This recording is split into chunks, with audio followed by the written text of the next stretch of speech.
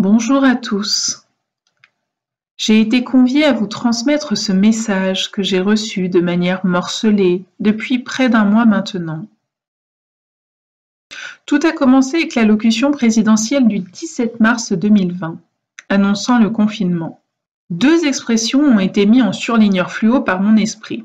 La première était l'expression « en état de guerre », martelée par le président, qui m'a fait écrire dès le lendemain cette réponse. Personnellement, je vais plutôt créer mon état de paix, dans lequel je suis souveraine. Je sympathise depuis assez de temps avec la loi d'attraction pour envisager les effets malheureux des paroles d'Emmanuel Macron. J'ai déjà par le passé, notamment le mois suivant l'incendie de Notre-Dame de Paris, en mai 2019, proposé une newsletter sur la force de ce fonctionnement énergétique de l'attraction, parfois mal compris, avec justement, pour exemple à l'appui, des paroles de nos derniers présidents français. Vous verrez combien leurs phrases répétées sont des appels d'énergie, combien à force de mépriser le principe selon lequel le verbe est créateur, ils créent des réalités qui leur échappent, les dépassent, et finissent tôt ou tard par se retourner contre eux en premier lieu, mais pas que. Heureusement d'ailleurs, dans son allocution la plus récente, ce lundi 13 avril, c'est le terme « humilité » qui a été prononcé à 2 reprises, en concordance d'ailleurs avec mon message début mars. Une répétition qui certainement, cette fois-ci, permettra une création plus noble.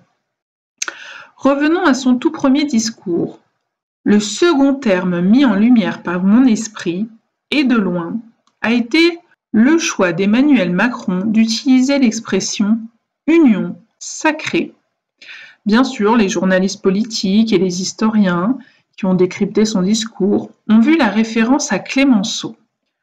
De mon côté, j'ai perçu une énergie d'aspiration. J'ai rapidement compris que les hautes énergies voulaient m'emmener quelque part autour de l'évocation de l'union sacrée. Dépassant la notion de mariage alchimique et donc d'unité ou d'union de nos deux polarités yin et yang. Il y avait plus, mais quoi? J'ai patienté sagement pour la venue de la suite du message, caché derrière cette union sacrée. Je n'ai pas eu à attendre bien longtemps. On m'a d'abord passé en avance rapide, dans les jours suivants, l'ensemble de mes enseignements, cours, conférences, newsletters, vidéos, ainsi que des grandes lignes énergétiques de ma vie, depuis les éclipses de juin et juillet 2019. En substance, il était question de la mort. C'est vrai. Elle rôdait dans ma vie, de près comme de loin. Son énergie s'est montrée très présente en moi, si présente qu'en avançant dans l'automne, j'ai cru qu'elle m'annonçait mon départ dans l'au-delà pour bientôt. Revenons un peu dans la chronologie. En août, j'écrivais déjà dans ma newsletter « L'univers vous accueille, vous faites partie de ce grand tout. Le considérez-vous ? Vivons-nous en conscience de tout ce qui nous entoure, de la plus petite fourmi, voire même bactérie, au plus grand des séquoias jusqu'au tréfonds de l'invisible à l'œil humain ou du visible pour notre troisième œil. J'écrivais aussi « Chiron, l'astéroïde, rétrograde jusqu'à la fin de l'année 2019. Que cela signifie-t-il ? Chiron est associé au guérisseur. Aussi, il se peut que d'une manière ou d'une autre, des douleurs physiques, psychiques, mentales ressurgissent ou des événements qui demanderont un baume de guérison. En effet, la maladie, de quelque nature qu'elle soit, représente une scission entre le moi profond et le moi donné à voir, finalement entre l'être et le paraître. Aussi, Chiron rétrograde risque de mettre au jour une crise identitaire pour 6 mois. Et je précisais pour 6 mois, et non durant 6 mois, car le temps que cela va durer dépend de votre degré d'action, réaction, guérison, sur le temps mis pour aller au bout du processus de guérison. Et je poursuivais. Cela peut passer par le corps, mais ce n'est pas une obligation. Parfois, une crise identitaire ne s'exprime pas par ce biais, mais par un sentiment d'étouffement. D'étouffement, oui, c'est bien ce que j'avais écrit. Faites coucou à la sphère pulmonaire, attaquée actuellement de plein fouet par ce virus. D'étouffement donc au sein des instances qui composent notre vie et nous environnent, ou encore par le biais d'un sentiment de rejet. Ce sentiment de rejet, j'en ai encore récemment parlé dans ma newsletter d'avril, où j'évoquais l'écueil de tomber actuellement dans des comportements de rejet que met en exergue cette pandémie. Et en août, à y regarder de plus près, je donnais même déjà la clé. Il s'agit de se réunifier, de rechercher l'intégration de toutes les parts de nous. Rappelons que Chiron, comme le Sagittaire, est un centaure, mi-homme, mi-cheval. Il représente par conséquent l'union de deux natures qui pourraient paraître disharmoniques, à savoir notre moi profond et notre moi d'apparat. Voyez-vous ici l'union sacrée qui se dessine? J'ajoutais aussi ces mots. Cela indique donc qu'il convient de trouver un moyen de faire la paix en nous et la paix autour de nous.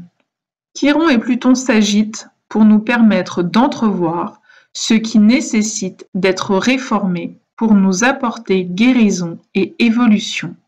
Et je terminais par « Soyez votre propre territoire de guérison ». Voilà qui était plutôt clairvoyant de ma part.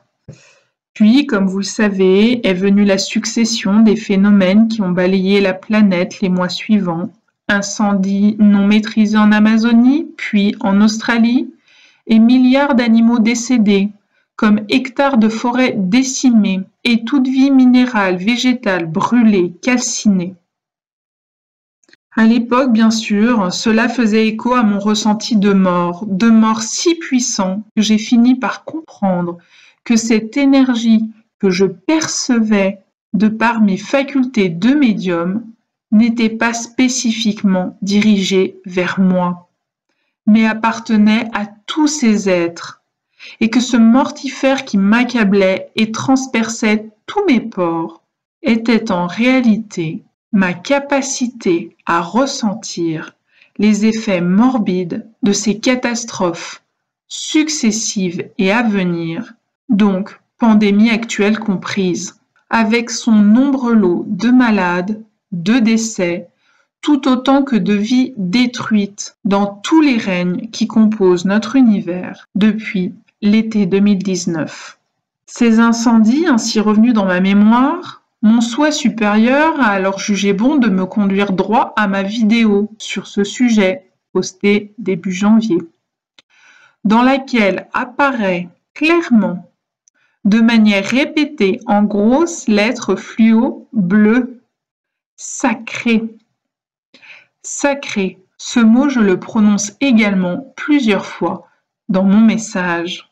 Ce message mettait en avant que le pouvoir du feu sacré a été utilisé avec distorsion sur deux terres sacrées, où vivent des peuples aborigènes sacrés, qui portent en eux des connaissances sacrées. Notre déni a conduit à manquer de considération envers nos frères de tout pays, de toute espèce, de tout règne. J'allais dire de toute essence, mais dans le fond, nous portons tous la même essence, descendant d'une source unique d'énergie cosmique, et nous l'oublions bien trop facilement, bien trop souvent. Aussi, nous avons manqué de respect à la vie en elle-même, à cette vie qui est sacrée. Ainsi, cette union sacrée parle de reliance entre chaque flamme de vie sacrée, sur chaque parcelle de notre terre sacrée. Et cette reliance ne peut se faire sans passer par le cœur sacré, le Sacré-Cœur, le même dont je vous avais déjà parlé dans mon message canalisé sur l'incendie de Notre-Dame de Paris. Eh oui, il semblerait que tout nous avait déjà été dit il y a 1 an. Le feu était déjà là, en avril, dévastant cet édifice religieux, et nous ne l'avons pas entendu à sa juste mesure dans son véritable message. Alors le feu qui vient d'en haut a multiplié les feux en bas.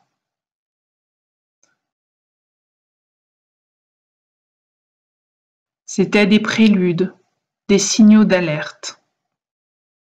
Tiens, en parlant de signal, il est temps de vous communiquer la dernière partie de ce message.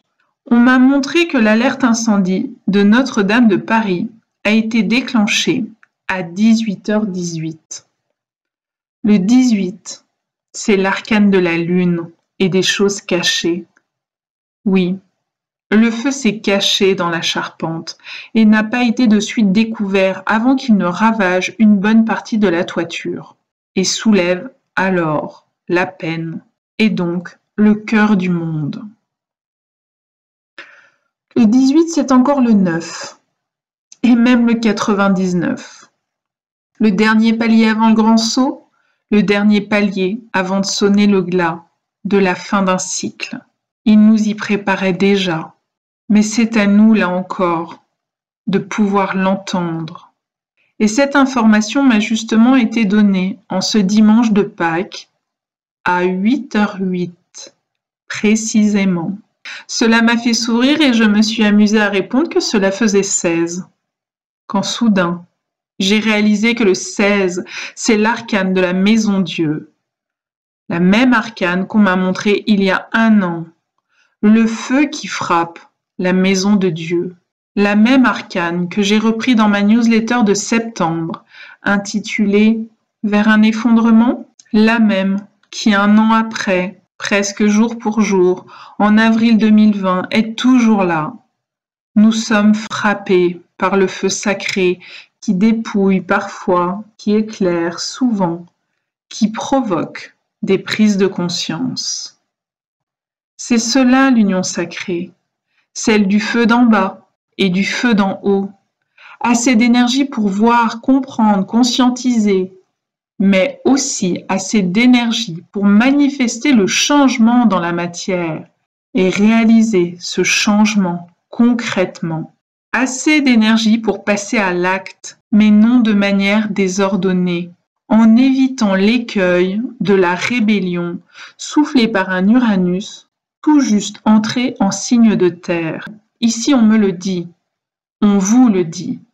Passer à l'action, oui, mais sans se départir de la sagesse de l'esprit, de la révélation de ce qu'on a vu et compris durant tous ces effondrements successifs, ces démantèlements de croyances, de pouvoirs, de structures, ces incendies et de tout ce qui fait nos vies quotidiennes. C'est le sens du sacré auquel appelait l'incendie de Notre-Dame de Paris il y a 1 an.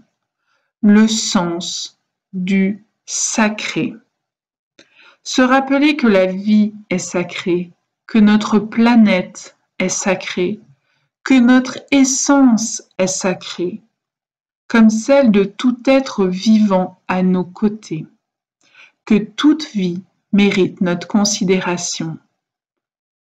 Et c'est bien par l'ouverture de notre cœur sacré qu'on peut retrouver le chemin de ce sens du sacré, et ainsi réaliser la fameuse union sacrée entre votre soi supérieur et votre moi terrestre, entre votre âme et votre personnalité, entre votre esprit et votre cœur et votre corps.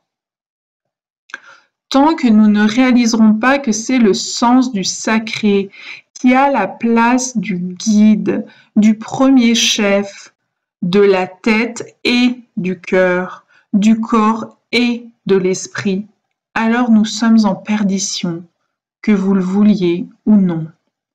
L'humain court à sa perte lorsqu'il oublie d'où il vient et de ce qu'il reste quand il meurt, son essence sacrée, qui vient et retourne à la source sacrée. L'avènement d'un monde nouveau ne peut se faire sans cette conscience, conscience suivie de son éprouvement et de sa manifestation. Je suis l'esprit, je suis le cœur, je suis le corps. Amen.